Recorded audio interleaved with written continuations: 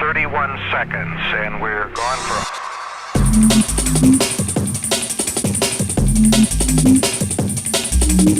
Colin McLoone here for Rewind That Track.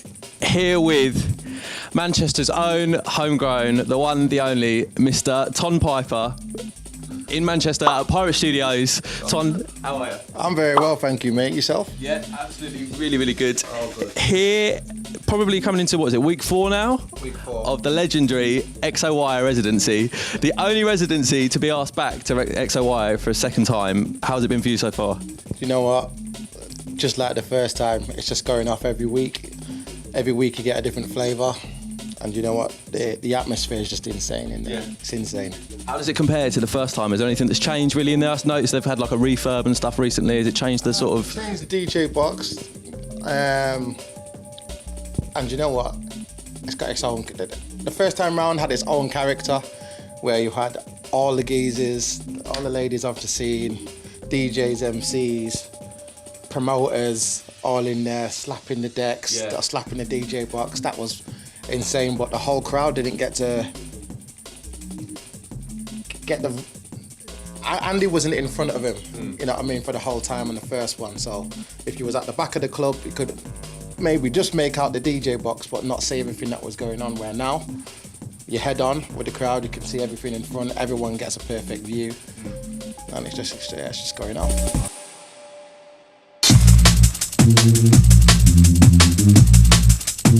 In comparison to the end, the other residency that Andy was doing back in the day, how does it compare? 2 different eras. Yeah. Completely 2 different eras, because you know what, we've got generations of ravers now, so the old school heads will tell you one story. Yeah. The new school heads haven't witnessed anything like that, because the scene's grown so much. Yeah. So you know what? It is what it is, man. Some of the old school ravers from the end are down at XOYO, so. On a different vibe, festival season is nearly upon us with the summer. Wow.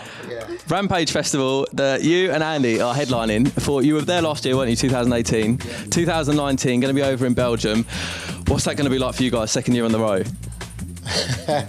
Rampage was immense, in the sense of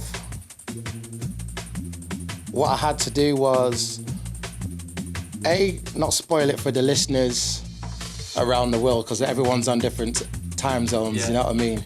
Plus everybody who's watching it back over, but also trying to create a vibe and maintain the energy whilst we were there. So it was a nice learning curve. I think I'll do better this time round. Yeah.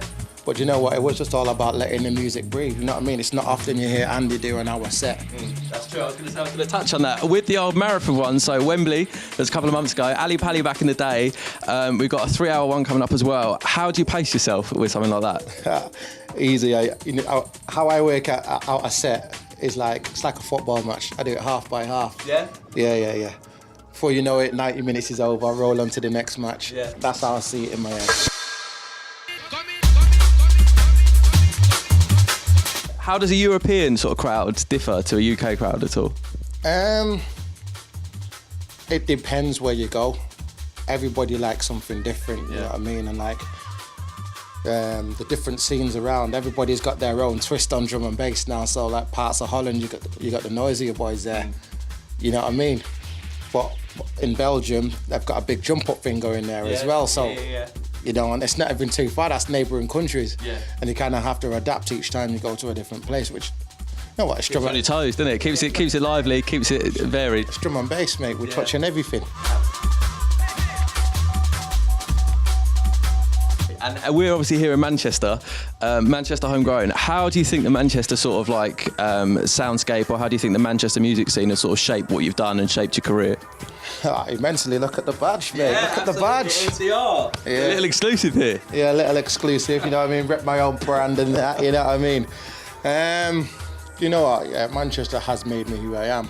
Yeah. You know what I mean? My first gig was 94, I was 14. You know what I mean? So I've gone through every aspect of the scene when nobody really wanted to come to Manchester, when it was kind of like blacklisted for the Gunchester and stuff like that. All that kind of stuff. Being through that era, ended up going to different major cities, having residencies in Sheffield, Liverpool, Leeds, Edinburgh, and that's how I basically started making up my name. So yeah, and then coming back home, using that experience that I've learned around the country, and you know what, my hometown crowd have always supported me, as they support all the other MCs and DJs and producers and that.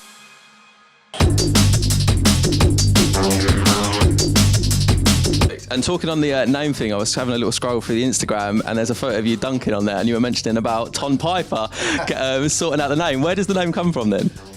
You know what, yeah, an old schoolmate of mine, he passed away a few years ago. It was just like rhyming on the corridor, and you've got, obviously you got the Pied Piper, obviously the Pied Piper had the flute, led the kids to the cave, but I had a bar about leading the kids to the rave. Oh, fair enough. That's smooth. Obviously, there's another rhyme here, Tom the Piper's son. Yeah. So I just switched it, Tonn the Piper. Do you know what? That's a cool way for it to. Switched it up, and then it just became Tonn Piper. Merged the two names, because on one scene I was MC Tonn, on the other scene I was Piper MC. That was to get rid of the Gunchester tag with the MCs and stuff. Yeah. So I'd do local gigs as Tonn. Yeah. Turn up to student gigs, I was Piper MC. No way, little like alter ego type thing, like. Had to be done. Yeah. Just to work around the politics. You know what I mean? Because a lot of the local MCs and DJs will tell you we hardly used to get slots. Yeah. There was only certain gigs that we put on ourselves that we used to get the recognition, where MCs and DJs could perform freely. You know what I mean? Yeah. But as you can see now, the Manchester scene's thriving on all fronts. Absolutely. With all the different sort of clubs and different nights up here, you've obviously got the student side, you've got sort of like a lot of people that respect like the Hacienda side and everything early. So yeah, it's really popping off up here at the moment. Cast your mind a little way back. You and Andy, how did you first meet?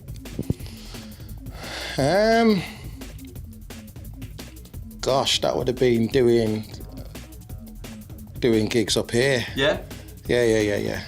So you just came up for an event and you met him backstage, or? It wasn't really a backstage area back then. You know what I mean? DJs and MCs would just come in straight to the DJ box, next on. Yeah. Next man up, you know what I mean? But obviously, faces become familiar. I just became one of those familiar faces on the scene, because I would either be doing warm-up sets or be doing some sets with Andy, or if GQ wasn't there. Yeah. You know what I mean? Because obviously the original combination is GQ and Andy C. Yeah. You know what I'm saying? So I learned so much from that. You know what I mean? But now, it's me. Yeah, absolutely. You know what I mean? With G as a mentor. Yeah. So you can't, it doesn't get better than that. No, you know absolutely, what I mean? Definitely. And there'll be a lot of MCs and a lot of hosts that sort of look up to you guys, and especially look up to you as well. What advice would you give to people in the music scene that are sort of starting out now, or sort of had their first couple of gigs or sets or stuff like that? Main thing is stay humble. Yeah. Stay humble. Down to the ground and like down to earth and stuff like that. People have come and gone in this scene, trust me. The scene can be unforgiving at times, but you know what? If you're going to live the dream, live it, but be humble with it. And one thing, although nobody can get tickets now because all the shows have sold out, anybody that was looking to come down and try to squeeze themselves onto the door for XOYO, not that you need to, but if you were trying to persuade anyone to come down there, how would you describe the night in 3 words? Insane. Yeah, wow. And memorable. Yeah. Tonn, that is absolutely perfect. Thank you very much, mate. Oh, good, man. Nice one.